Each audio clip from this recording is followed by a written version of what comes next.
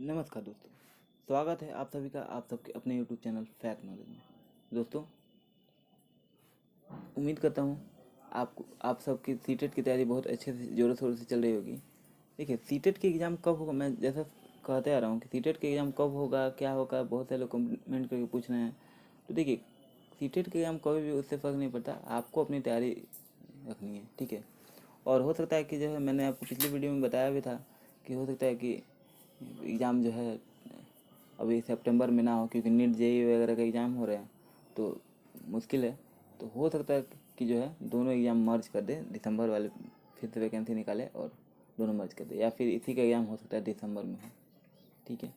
तो उससे फ़र्क नहीं पड़ता एग्ज़ाम कब से हो, बाजी वही मार के लेके जाता है जिसकी तैयारी कॉन्फिडेंट होती है। तो चलिए, आज हम लोग पेडागोजी के क्वेश्चन करेंगे। बहुत ही इंपॉर्टेंट क्वेश्चन हैं आपके लिए लेकर हाजिर हूँ। चलिए डायरेक्ट क्वेश्चन पे चलते हैं।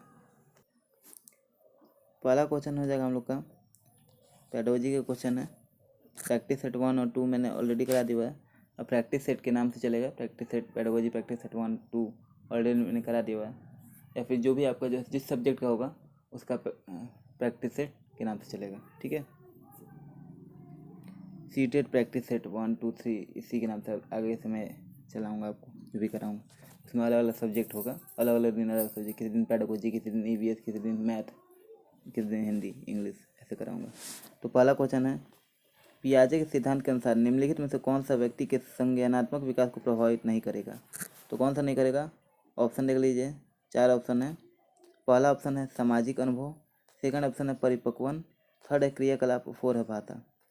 देखिए, इससे मिलता जुलता प्रश्न मैंने ऑलरेडी आपको कराया हुआ था, तो अगर आपको याद हो तो पियाजे के सिद्धांत से मैंने क्वेश्चन बहुत सारे करा दिए हैं, ठीक है।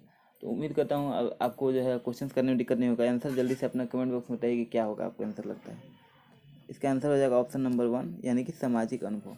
देखिए, सामाजिक अनुभव जो होता है, ठीक है, वो जो पियाजे का जो आप थ्योरी पढ़ोगे, बहुत से लोग, मैंने बहुत सारे टॉपिक ऑलरेडी करा दिया है। पियाजे का टॉपिक बहुत इंपॉर्टेंट है, लेकिन मैंने वो नहीं कराया कि जब एग्ज़ाम नज़दीक आने वाला होगा उस टाइम में बहुत से लोगों ने पढ़ भी लिया होगा, लेकिन मैं क्वेश्चंस करा दूंगा। पियाजे का टॉपिक से क्वेश्चंस बहुत सारे मैं करा दूंगा। ये प्रैक्टिस सेट वाला कराऊंगा ना, उसी बीच में मैं आपको किसी टॉपिक वाइज क्वेश्चंस कराऊंगा तो करा दूंगा, ठीक है। लेकिन जो टॉपिक थ्योरी हो वो मैं आपको एग्ज़ाम जब नज़दीक आने वाला होगा उस टाइम करा दूंगा, ताकि आपको रिमेंबर रहेगा, क्योंकि पियाजे से क्वेश्चन बहुत पूछते हैं। तो पियाजे का सिद्धांत के अनुसार कौन सा जो है संज्ञान विकास को प्रभावित नहीं करेगा, तो सामाजिक अनुभव उनका जो थ्योरी है उसमें जो है, ये सोशियो कल्चर किसका है, वाइगोत्स्की का है, पियाजे का नहीं है। मैंने ऑलरेडी बहुत बार डिस्कस किया है, ठीक है। उनके थ्योरी का नाम ही है वाइगोत्स्की सोशियो कल्चर पर्सपेक्ट, ये उनके थ्योरी का नाम है। और ये पियाजे सामाजिकता पर जो है, समाज पे जो है बल नहीं देते हैं ज़्यादा, ठीक है। अगला प्रश्न बढ़ते हैं। अगला प्रश्न है, इनमें से कौन सा त्रितंत्रीय सिद्धांत में व्यवहारिक बुद्धि का अभिप्राय नहीं है।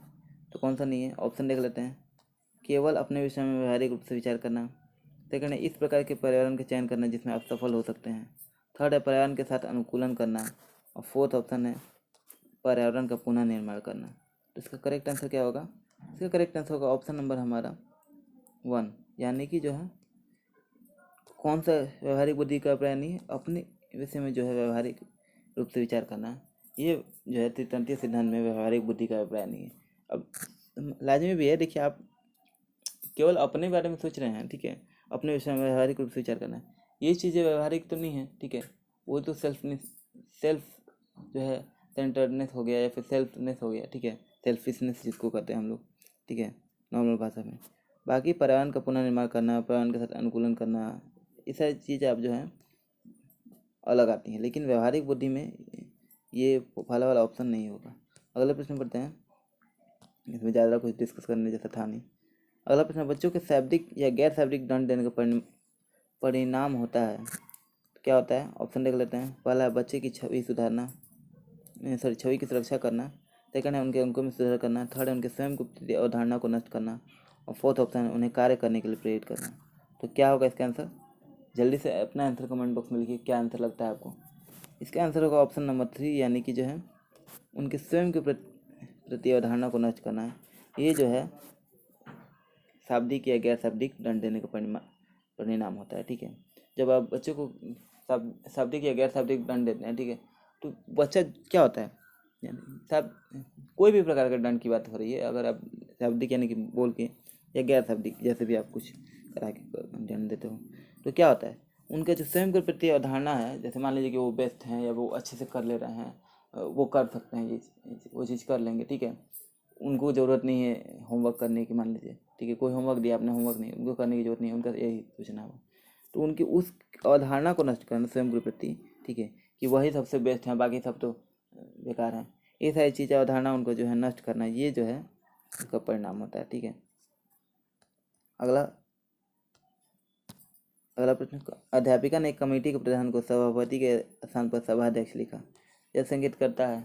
मैं ऑलरेडी आपको जो बहुत सारे क्वेश्चंस करा चुका हूँ, ठीक है, इस टाइप का।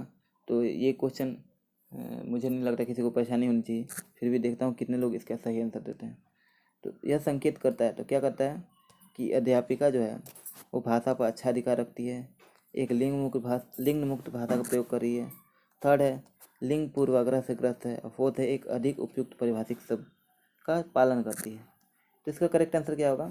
इसका करेक्ट आंसर होगा ऑप्शन नंबर हमारा बी, यानी एक लिंग मुक्त भाषा का प्रयोग कर रही है। देखिए लाजमी भी है ना। देखिए कह रही है अध्यापिका जो है सभापति के स्थान पे सभाध्यक्ष लिख रही है। देखिए सभापति जो मैंने इस पर पहले डिस्कस किया हुआ है कि लिंग जेंडर बायसनेस क्या होता है। जेंडर बायसनेस से आप किसी एक जेंडर के प्रति आप जो है आपको झुकाव हो, तो आपको कभी चेयरमैन है तो चेयरमैन नहीं बोलना होता है, चेयरपर्सन बोलना होता है। ऐसे जो भी बड़े बड़े पोस्ट होते हैं, ठीक है, वो जो है क्या होता है, कभी कभी जैसे राष्ट्रपति होता है, तो हम राष्ट्रपति तो एक पोस्ट हो गया ना, राष्ट्रपति, लेकिन अगर ऐसे होगा तो राष्ट्राध्यक्ष हम लोग बोल देते हैं लोग, ठीक है। तो इससे क्या होता है, चेयरपर्सन बोल देते हैं लोग, चेयरमैन नहीं बोलते हैं। चेयरमैन बोलने से क्या होगा, जेंडर बायसनेस तो होता है, यानी कि आप सो जाता है ना कि चेयरमैन यानी कि वो मेल पर्सन ही होगा, ठीक है। लेकिन आप जब चेयरपर्सन बोलते हो तो वो तो मेल फीमेल कोई भी हो सकता है, ठीक है। तो इसलिए जो है किसी एक बायसनेस ना सो हो, इसलिए जो है यहाँ सभापति के स्थान पर सभाध्यक्ष लिखा है। तो सभापति लिखता है, तो लिखती है अगर अध्यापिका, उससे क्या होता है, उससे होता है कि जो है पता चल जाता है कि ये जो है मेल पर्सन ही होगा। लेकिन सभाध्यक्ष लिखा तो ये कोई भी हो सकता है, मेल फीमेल कोई भी हो सकता है। तो इससे जेंडर बायसनेस और जेंडर जो है स्टीरियोटाइप शो नहीं हो पाता है, ठीक है। इसका मतलब यही है कि जो है अध्यापिका जो है एक लिंग मुक्त भाषा का प्रयोग कर रही है, जैसे कि हम लोग करते हैं चेयरमैन की जगह चेयरपर्सन, ठीक है।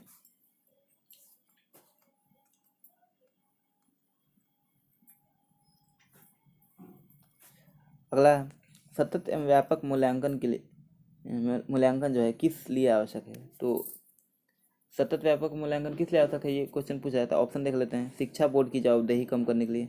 सेकंड है जल्दी की जाने वाली गलती की तुलना में कम अंतराल पर की जाने वाली गलतियों को सुधारना। थर्ड है यह समझने के लिए कि अधिगम का किस प्रकार अवलोकन किया जाता है, दर्ज किया जाता है व सुधार किया जाता है। और फोर्थ ऑप्शन है शिक्षण के साथ परीक्षण का तालमेल बैठाने के लिए। तो इसका करेक्ट आंसर क्या होगा? इसका करेक्ट आंसर होगा ऑप्शन नंबर थर्ड, यानी कि जो है यह समझने के लिए कि अधिगम का किस प्रकार अवलोकन किया जाता है, दर्ज किया जाता है और सुधार किया जा सकता है, ठीक है। इसके लिए जो है सतत एवं व्यापक मूल्यांकन आवश्यक है, ठीक है। अगले प्रश्न पढ़ते हैं। अगला प्रश्न है लॉरेंस कोहलबर्ग के सिद्धांत में कौन सा स्तर नैतिकता की अनुपस्थिति को सही अर्थ में सूचित करता है। ऑप्शन है स्तर 4, 1, 2 और 3। तो ये थियोरेटिकल क्वेश्चन है, आपको बस चारों जो है स्तर जो है लॉरेंस कोहलबर्ग का जो सिद्धांत है उसको आपको याद करना होता है, पढ़ना होता है, ठीक है। उस पर आपको आराम से समझ में कौन सा स्तर में जो है नैतिकता की अनुपस्थिति को सही अर्थ में सूचित करता है। तो होगा ऑप्शन नंबर बी, यानी कि स्तर 1 जो है इसमें नैतिकता जो है अनुपस्थित रहती है। अगला है निम्नलिखित में कौन सा बच्चों के सामाजिकरण के प्रगतिशील मॉडल के संदर्भ में सही नहीं है। अगर आप सब मुझे कमेंट करके बताओ तो मैं टॉपिक वाइज आपको क्वेश्चंस करा दिया करूँगा, अगर आप कमेंट करके बताओगे, ठीक है।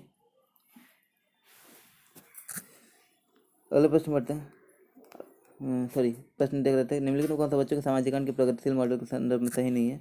तो ऑप्शन देख लेते हैं। पहला है बच्चे विद्यालय में बताई गई बातों को स्वीकार करते हैं चाहे उनकी सामाजिक पृष्ठभूमि कुछ भी हो। सेकंड है कक्षा में प्रजातंत्र के लिए स्थान होना चाहिए। थर्ड है सामाजिकरण सामाजिक नियमों का अधिकरण है। फोर्थ है समूह कार्य में सक्रिय भागीदारिता, सामाजिक कौशलों को सीखना। करेक्ट आंसर होगा ऑप्शन नंबर 1, यानी कि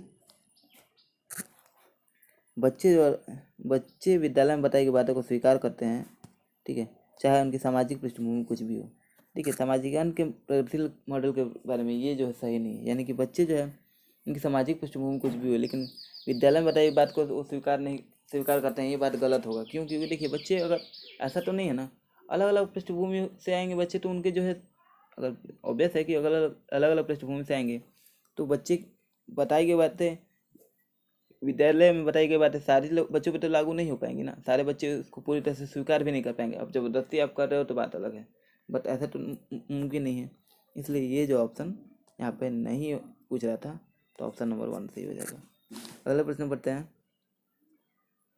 अगला प्रश्न है, अध्यापिका ने ध्यान दिया कि पुष्पा अपने आप किसी एक समस्या का समाधान नहीं कर सकती, फिर भी वह एक वयस्क या साथी के मार्गदर्शन की उपस्थिति में ऐसा कर सकती है। इस मार्गदर्शन को कहते हैं, तो क्या कहते हैं? ऑप्शन देख लेते हैं। ऑप्शन है पूर्व क्रियात्मक चिंतन, सेकंड है समीपस्थ विकास का क्षेत्र, थर्ड है सहारा देना, फोर्थ है पार्श्वकरण। तो इसका करेक्ट आंसर क्या होगा? इसका करेक्ट आंसर होगा ऑप्शन नंबर 3, यानी कि सहारा देना इसका होता है। यानी कि जो है जो आदमी उसको मार्गदर्शन देता है उसको सहारा देना कहते हैं। ठीक है, इस क्रिया को। अगला प्रश्न है, निम्नलिखित में से कौन सा प्रारंभिक बाल्यावस्था अवधि के दौरान उन भूमिकाओं एवं व्यवहारों के बारे में जानकारी प्रदान करते हैं जो एक समूह में स्वीकार्य है? देखिए, तो ये पूछ रहा है कि कौन सा जो है प्रारंभिक बाल्यावस्था अवधि होता है, उसमें उन भूमिकाओं के बारे में आपको बताते हैं या बच्चों को बताते हैं या व्यवहार के बारे में बताते हैं जो एक समूह में स्वीकार है। यानी कि समाज में या समूह में जब जाते हैं तो आपको कैसा व्यवहार करना चाहिए, अपनी भूमिका कैसी होनी चाहिए, क्या भूमिका किसकी होती है, ये सारी चीज़ों के बारे में कौन बताता है, यही पूछ रहा है। तो ऑप्शन है अध्यापक एवं साथी, सेकंड ऑप्शन है साथी एवं माता पिता, थर्ड है माता पिता एवं भाई बहन, फोर्थ है भाई बहन एवं अध्यापक। तो इसका करेक्ट आंसर होगा ऑप्शन नंबर, जल्दी से कमेंट बॉक्स में बताइए आंसर। इसका करेक्ट आंसर ऑप्शन नंबर 3, यानी माता पिता एवं भाई बहन जो हैं ये जो हैं करेक्ट आंसर है। यानी कि ये लोग जो हैं जो आपको बताते हैं कि आपका जो व्यवहार कैसा होना चाहिए, आपकी भूमिका कैसे होनी चाहिए एक समूह में, एक समाज में, इत्यादि। ठीक है, बाद में ये सारी चीज़ जो ये प्रारंभिक, ध्यान रखिएगा, आप बोलिएगा टीचर भी तो होते हैं, बिल्कुल सही है, लेकिन ये प्रारंभिक बाल्यावस्था की बात कर रहा है। ठीक है, और आपको जो है ग्रोथ एंड डेवलपमेंट मैंने टॉपिक ऑलरेडी करा दिया हो, तो प्रारंभिक अवस्था की जल्दी से आप मुझे कमेंट बॉक्स में बताइएगा कमेंट करके कि प्रारंभिक बाल्यावस्था की अवधि कौन सी होती है। ठीक है, क्या किस एज से किस एज तक प्रारंभिक बाल्यावस्था होती है, जल्दी से कमेंट बॉक्स में बताइए। ठीक है, अगला प्रश्न पढ़ते हैं। निम्नलिखित में से कौन सा आयु समूह परवर्ती बाल्यावस्था श्रेणी के अंतर्गत आता है? ठीक है, ऑप्शन देख लेते हैं। ऑप्शन है 18 से 24 वर्ष, जन्म 6 वर्ष, 6 से 11 वर्ष और 11 से 18 वर्ष। ये ऑप्शन ही इतने आसान दिए हैं कि जो कोई मतलब जिसको ना भी पता होगा, मुझे नहीं लगता कि वो मुझे तो ऐसा लगता है कि वो वही सही कर लेगा। मुझे नहीं लगता कि किसी का भी गलत होना चाहिए यहाँ पे। जिसको ना भी इस प्रश्न का उत्तर पता हो, ना भी देखा हो, वो भी कर देगा। ऑप्शन इतने आसान है। ठीक है, तो इसका करेक्ट आंसर क्या हो जाएगा? इसका करेक्ट आंसर होगा ऑप्शन नंबर 3, 6 से 11 वर्ष। ऑब्वियस सी बात है कि जो है जब परवर्ती बाल्यावस्था की बात कर रहा है तो 18 से 24 वर्ष होगा नहीं। ठीक है, 11 से 18 वर्ष होगा नहीं, क्योंकि ये दोनों जो है एडोलसेंस हो जाएंगे। 11-12 वर्ष के ऊपर तो एडोलसेंस हो जाता है। ठीक है, तो ये दोनों होंगे नहीं। जन्म से 6 वर्ष, आप जानते हैं जन्म से 2 वर्ष के समय शैशवावस्था काल होता है, पता है? तो या फिर परवर्ती बाल्यावस्था तो होगा नहीं, परवर्ती यानी बाद की, यानी बाल्यावस्था की अंतिम चरण कौन सा? तो जन्म से तो होगा नहीं। ऑब्वियस है 6 से 11 वर्ष, आंसर 3 सही हो जाएगा। चलिए अगले प्रश्न बढ़ते हैं। अगला प्रश्न, अमित तर्क देता है कि भाषा विकास व्यक्ति की नैसर्गिक प्रवृत्ति से प्रभावित होता है, जबकि अवनी महसूस करती है कि यह परिवेश से प्रभावित होता है। अमित और अवनी के बीच ये चर्चा किस विषय में है? तो अमित, मान लीजिए दो लोग हैं, एक अमित एक अवनी, दो लोग आपस में तर्क करते हैं कि भाषा जो है व्यक्ति की नैसर्गिक प्रवृत्ति से प्रभावित होता है। यानी भाषा जो है वो कोई व्यक्ति है, उसकी नैसर्गिक क्या होता है, यानी कि आंतरिक वृद्धि जो होती है, आंतरिक जो है उस प्रवृत्ति से प्रभावित होता है। जबकि अवनी महसूस करती है कि यह परिवेश से प्रभावित होता है। यानी कि आसपास के जो परिवेश है उससे प्रभावित होता है। अमित और अवनी जो है ये किस विषय में चर्चा कर रहे हैं? तो ऑप्शन देख लेते हैं, 4 ऑप्शन है। स्थिरता एवं अस्थिरता पर बहस, सेकंड है असतत एवं असतत पर अधिगम, थर्ड है प्रकृति एवं पालन पोषण वाद विवाद, और फोर्थ है चुनौतीपूर्ण एवं संवेदनशील भावना। ठीक है, तो इसका करेक्ट आंसर होगा ऑप्शन नंबर थर्ड, प्रकृति एवं पालन पोषण वाद विवाद। इस पर जो है बहस कर रहे हैं जो ये दोनों, अवनी और अमित। ठीक है, अगले प्रश्न बढ़ते हैं। अगला प्रश्न है, विद्यार्थियों को स्वच्छता हेतु प्रेरित करने हेतु उन्हें स्वच्छता समिति के सदस्य बनाना प्रतिबिंबित करता है कि? ऑप्शन है प्रेरणा का व्यवहारिकवादी उपागम, सेकंड है प्रेरणा का मानवतावादी उपागम, थर्ड है प्रेरणा का संज्ञानात्मक उपागम, और फोर्थ है प्रेरणा का सामाजिक सांस्कृतिक संकल्पनाएं। तो इसका करेक्ट आंसर क्या होगा? ऑप्शन नंबर 4, यानी प्रेरणा की सामाजिक सांस्कृतिक संकल्पनाएं, ये हो जाएगा। देखिए, मान लीजिए अगर क्वेश्चन में क्या कह रहा है कि मान लीजिए कह रहा है कि विद्यार्थियों को स्वच्छता के लिए प्रेरित करने हेतु उन्हें स्वच्छता समिति का सदस्य बनाना, क्या प्रतिबिंबित करता है? मान लीजिए कि आप एक स्वच्छता समिति बना रहे हैं, ठीक है, स्कूल में, तो किसी कुछ विद्यार्थी को अगर उसमें शामिल करते हैं, ठीक है, या विद्यार्थियों को अगर शामिल करते हैं, तो क्या प्रतिबिंबित करता है, यानी क्या दर्शाता है? तो दर्शाता है कि प्रेरणा की सामाजिक सांस्कृतिक संकल्पना है, यानी कि जो उनसे क्या होगा, उनको प्रेरणा मिलेगा, उनको जो है जब उन नहीं होता है कि जो है एक क्लास के बच्चे को मॉनिटर बना दिया जाता है, तो वो सबको लगता है जो है अपने अधिकार क्षेत्र में करने धौ से मानने लगता है, ये करने लगता है कि जो है चुप रहो, सबसे आगे बढ़ पे वही ना, कोई कुछ भी बोला तो कंप्लेन कर देता है टीचर से। इत्यादि चीज़ें होती हैं। ठीक है, आप भी मॉनिटर बने होंगे, मैंने भी मॉनिटर बनाऊँ, सब करते हैं बचपन में, हर किसी के साथ होता है। ठीक है, बचपन होता है। खैर, मैं ये कहना चाह रहा हूँ कि वो क्या होता है, वो एक भावना आती है उसके अंदर कि हाँ मैं मॉनिटर हूँ, मैं मेन हूँ, ठीक है, तो मेरे अधिकार क्षेत्र में। बस वैसे ही यहाँ पे होगा कि अगर किसी को समिति बनाया गया, स्वच्छता समिति, उसमें बच्चों को डाल दिया गया, अब क्या होगा, बच्चे समझेंगे कि बच्चे के ऊपर जिम्मेदारी का एहसास होगा, उनको बोलेगा कि मुझे जो है ये मेरी ड्यूटी है कि मैं साफ़ सफाई कराऊँ या साफ़ सफाई रखूँ। तो क्या होगा, ये सामाजिक सांस्कृतिक संकल्पनाएं हो गई, यानी कि प्रेरणा तो मिल रहा है, लेकिन ये सामाजिक तरीके से मिल रहा है, यानी कि जो है वो सोचेंगे कि ये मेरी ड्यूटी है, ठीक है, मेरा जो है मेरी ड्यूटी। तो ऑप्शन नंबर 4 सही हो जाएगा। ठीक है, तो इसी के साथ आज का हमारा सेशन समाप्त होता है। उम्मीद करता हूँ कि वीडियो आपको पसंद आया हो। वीडियो पसंद आया तो वीडियो को लाइक करिएगा, और अगर आपको टॉपिक वाइज क्वेश्चन चाहिए तो वो भी कमेंट बॉक्स में बताइए कि टॉपिक वाइज मैं आपको क्वेश्चन करा दिया करूँ। देखिए, सीटेट का एग्जाम कभी भी हो, इससे फ़र्क नहीं पड़ता, आपकी तैयारी कांस्टेंट बननी चाहिए। भले ही आप देखिए सतत अगर आप कर रहे हो, बहुत सारे लोगों की तो अभी तक तैयारी हो भी गई होगी सीटेट की, लेकिन अगर तैयारी हो भी गई हो तो उसको छोड़ना नहीं है, क्योंकि देखिए अगर छोड़िएगा तो क्या होगा कि अगर आप जो भी याद किए रहोगे, जो भी पढ़े रहोगे, वो भूल जाओगे, बाद में फिर सोचोगे कि रिकवर कर लेंगे, जब एग्जाम नहीं देगा एक बार रिविजन कर लेंगे, तो नहीं हो पाएगा। ठीक है, इसलिए कम भले करो लेकिन डेली करो, ये मेरा तो यही रूल है। भले कम करना करो लेकिन डेली रेगुलरिटी जरूरी है। ठीक है, तो उम्मीद करता हूँ बात आप समझ गए होंगे। बहुत से लोग जो है टेस्ट सीरीज में अच्छा कर रहे हैं। ठीक है, वीडियो पसंद आया वीडियो को लाइक करके शेयर कीजिए। ठीक है, और बहुत सारे टेस्ट सीरीज ऑलरेडी उपलब्ध हैं, हमारे वेबसाइट पे जाइए, क्विज सेक्शन में जाइएगा, बहुत सारे टेस्ट सीरीज उपलब्ध हैं आपको वहाँ पे। ठीक है, जाइए और अटैम्प्ट कीजिए। मिलते हैं अगली वीडियो में, इजाज़त दीजिए। नमस्कार, जय हिंद, वंदे मातरम, भारत माता की जय।